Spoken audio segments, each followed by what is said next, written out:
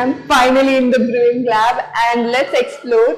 This is my first time exploring brewing company. So now I'm going to meet Mr. Suryakant, who will be explaining me all the process, how it takes place. So all over to him. So yeah guys, welcome to the Pudhucherry, also Tamil Nadu's first microbrewery. And to tell you, like, this is a quite very exciting factor, like how we came to like be the first one, because we had to do a lot of excise policies, and because there is no policy in the Tamil Nadu before or in Pudhucherry. So it was a really hard road where you had to walk, and then yeah, somehow we got into this, and now we are doing a good business. And to tell you why we are called as microbrewery, so if you see around these tanks and everything, they are quite very small in size, whereas else if you see commercial breweries, they are quite like lakhs of liter big tanks, whereas we are a micro one. So there's a main difference. So that is why we are called as microbrewery, producing the micro batches of a craft beer. So the craft beer in the sense means the beers were not actually like the same how it looks like now. There was a lot of reason how it came into existence. So it was just because of some prohibition, world war, or maybe like clashes between clans. So that's why the new breweries or new beers came into existence. So for an example, in Belgium state particularly, when some of the brewers were making really nice beers with some barley, hops and yeast and some spices. So just in some certain time, a kingdom of a particular king says like you cannot import the barleys from nearby states. And then that's where the brewers had to actually start using the local ingredients in making beer, and then they started like using a lot of weight into it, and that's how particular new beer style like Belgian wheat beer came into existence, which has like approximately 60% of a raw wheat and 5% of oats, orange peels, coriander and chamomile. So that's how it's a new refreshing tropical very juicy light beer came into life, and now it's the most selling beers of us. So quite interesting to say that.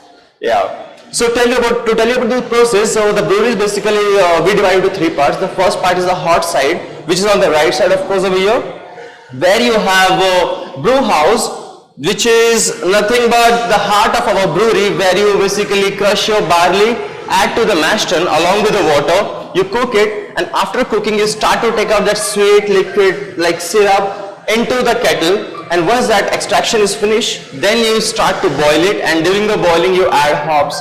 So hops are nothing but to say you it's a flower of a plant, which basically gives a lot of flavors to your beer. It can be fruity, flowery, it can be spicy. So there are like 75 different types of hops, individually giving different types of flavors to the beer. And we choose the right hops, which one to use depending upon the style of the state where we are producing it. So suppose it's a Belgian beer, we will try to use the Belgian hops, and if it's American beer, we will try to use American hops like Cascade, Chinook, Amarillo, Mosaic. So these gives literally nice fruity and tropical characters, whereas if there are like some of European hops, which gives like nice grassy characters. So that's how it is. So, and next, after the boiling is done, hop addition is done, it goes on boiling for 90 minutes, and after 90 minutes of boiling, it is chilled down instantly in fractions of seconds to around 18 degrees Celsius from 98 degrees Celsius, and brought to the second section, which is nothing but a fermentation section. So here you see these four individual tanks have different styles of the beer in them at the moment. Some are fermenting, some are under maturation, and to tell you like what happens over here is after that liquid has cooled down, it's brought into its tanks, we add the yeast, and now yeast will start to eat these sugars and produce carbon dioxide and alcohol for next couple of days. Approximately 7 to 10 days it takes a time to ferment, and then later on, once this fermentation is done, we actually regularly monitor our beer by tasting and analyzing it, like how much the sugar is dropping, how is the flavors, how is the yeast health, because yeast is just like a human being, I would say. It needs love and care, where we give him like the nice food, with the sugars from the grain and the nice climatic condition like 18 degrees Celsius temperature, so it can nourish well and like ferment the liquid really well. And then once the fermentation is done, we cool down the tanks to around 2 degrees Celsius, at which the maturation starts. So maturation is nothing but to say there is a lot of when the fermentation is done, there is a lot of yeast which was in suspension, will slowly start settling into the cone. We take out the yeast and you have a nice clean matured beer in the tank. So the alcohol which was generated during the process, it will start to bind with these grain residual sugars and hop acids, giving you more flavors to your beer. So which is actually very required for the final beer to taste like. So once that is done, maturation, which again takes week or 2 weeks depending upon the beer style what we are making. So mild beers usually take lesser time to mature, whereas like strong beers or lagers take long time to mature, but it can take months to years also, like that.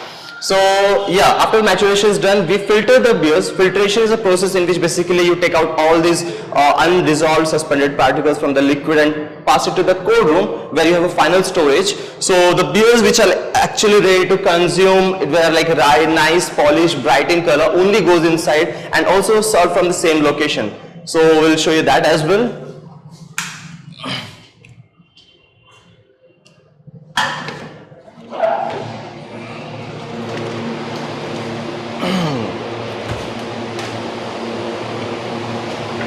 So this is called as BBT, nothing but bright beer tanks. Bright in the sense the beers are really bright over here, they're nice polished and they are good to drink with. And then to tell you what happens over here, so what happens is basically into these tanks when the beers are come, there is some of the pressure always maintained, because now beer has a carbon dioxide in it, which is nothing but a fizzy-like substance which gives nice puckering sensation on the palate when you drink it. So as soon as the CO2 goes in from the side arm, it presses the beer downwards and then it starts to flow through these pipelines all across and comes to the dispensing panel, designed in a manner basically to pour nice, clean, unfrothy beer. So that what happens is it goes from the bottom, goes to the black color. What you see is a dosing pumps which works on CO2 pressures, maintaining your line pressure constantly. So if anyone on the bar opens the tap, it will automatically start to work and start to push the beer line in the head. And then you have floater valves to shut down the flow of the beer if by chance the beer is over in the tanks, and goes to the underground line and then go all the way to the bar directly, where you have a nice fresh beers coming directly from the tanks to make your day wonderful. So that was all about like how the beers are made over here. And I will tell you more about the beers what we are making, how much types we are doing it. So there are like approximately 140 beer styles available, and the flavor profile is like from sweet to sour to bitter. So sour in this is just like a tamarind, and bitter just like a bitter gourd. So that's how basically there's a lot of versatility in between the beers what we can produce. And the color also is from like white color to extreme black color, which can taste like just chocolate or like black espresso coffee. So there's a lot of intense flavors as well in that. So yeah, we're trying to make a lot of all these beers, and our target is to basically produce every month 2 new beers. One will be your international craft oriented, where you will like go up anywhere in the world, and if you say like I want suppose Hefeweizen beer, which is nothing but a German wheat beer, you will get similar beer what you have drunk over here into those particular state, even though if you go to the particular brewery who started making this beer in the first, so they will even taste very same, approximately 98% closure. So that is what the international beer style stands for. Whereas another will be a craft beer, where we try to basically use the local ingredients in making beer. Flour, grains, fruits, spices, anything. So that way we try to always make one new beer craft oriented, where you try to focus local farmers, local growers, from whom we just procure these raw fresh materials and make it seasonal like stuff. So currently we are gonna launch one mango based, not one actually, 3 mango based beer, which will be one is a Gose, which is a sour style of a beer, whereas other is IPA, which will be a mango IPA, where we will add really of course a lot of mangoes into it, which will give really nice mango juicy character to the IPA. And then one will be of course your mango cider, which is the most popular of ours. So that will be like little tarty and sweety, and a lot of nosy aroma, sweety aroma of the mango which will come. So yeah, I hope you will like stay tuned for us, like to check out like when we are launching our new beers on our Instagram page, so that you will of course know better when we are launching new beers, because we keep on updating our regular stuffs over there. So yeah, that's how it is done. Cheers. So this room is super chill, to be honest. I'm glad we got all this knowledge from you. I might just start my own little brewery now. So I will just taste some beer. What do you suggest me to have? I would say you should really try our new beer, Hey Hefe, which is nothing but a Bavarian German wheat beer. It has like nice banana and clove finish. So we'll get you 1 pint of that. So will it be sweet? Not really sweet, it will be little Okay. neutral, so you will like it. Okay, cool. I'll just like to have that, please. Sure, we'll do Yeah. that. Cheers.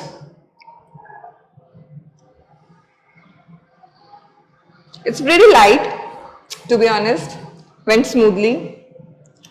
Apart from that, what do you So I would like say to add? to taste the beer right, Uh-huh. you really need to first of all observe, see into the eyes of the beer, check the color, because that's where you start to take the beers in mentally and physically as well. Right. So look at the beer really nice, gaze it, how it would look like, what would Nice and taste fizzy. like. Yeah. Nice and fizzy. Yeah. Yeah. And then take a really nice aroma. Have a like, what do you get on the nose? Usually you should have here is bubblegum like note, hint of it, not too much. So not like a perfume, but just like a Okay. hint of a subtle flavor. Okay. So yeah, a nice aromatic, like little fragrance. Yeah, I would right. say. So I don't know what you get. I'm getting that little bubblegum fragrance too. Great. Yeah. So take a big sip, keep it in your mouth, round it off, and then take it in. Take all of it in once.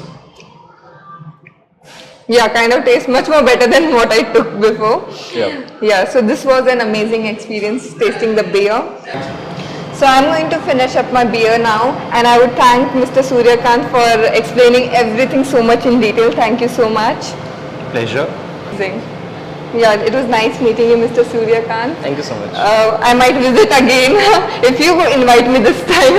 Yeah, of course. You're Yeah, always welcome. definitely. Thank you so much. Yeah, Yes. your signature perfume is 80% ready. Okay. And it is not completed with our signature label, with Okay. your name printed, which is personally printed, which is personally designed for you. Okay.